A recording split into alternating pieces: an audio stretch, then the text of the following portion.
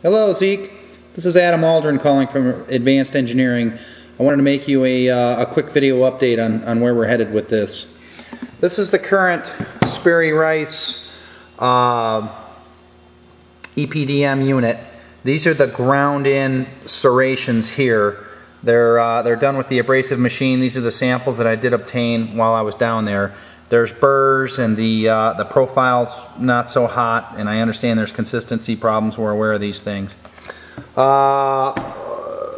In the recent history, or in the recent past here, we've been working on these to get a profile that looks more like this. These are the ones that are molded in. That's a 30-degree angle. It's about I don't know, 140 thousandths tall and a 1/4 inch pitch. This particular sample, we've been grinding on it, drilling on it, milling on it. We've done some sawing on it, and finally we did some milling with our existing 1/4 inch inserts. That's what this ended up looking like here. This turned out pretty good. These are existing inserts. That's a standard milling product that we already make. It turned out decent. It left a little burr on the bottom, but overall I'm happy with it. These would be rotating inserts or carbide inserts that would go into a insert tool holder that would spin and cut the profiles in, very similarly to what you have now.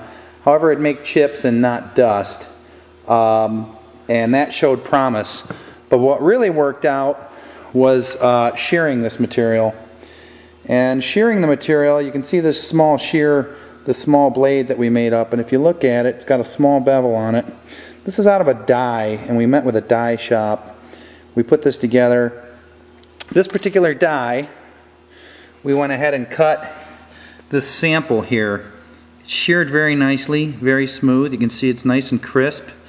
This blade right there was just a quick prototype that they knocked off in just a few minutes.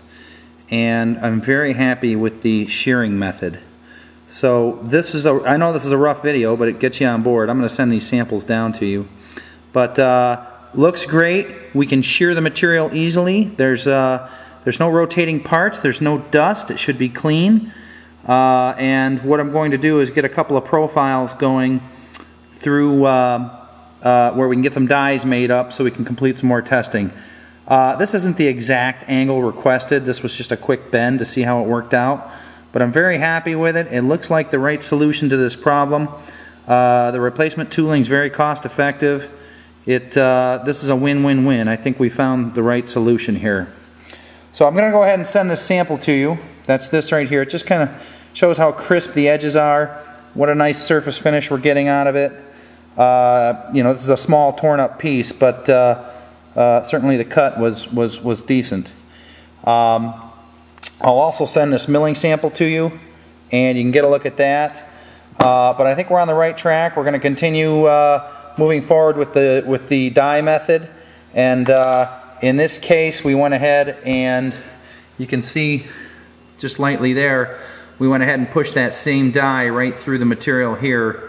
It looks good. So we can set this up so that two dies come down and slice off the material accordingly. Basically the dies will come in, it'll be a one-timer where it slices off the material, and then you remove the part.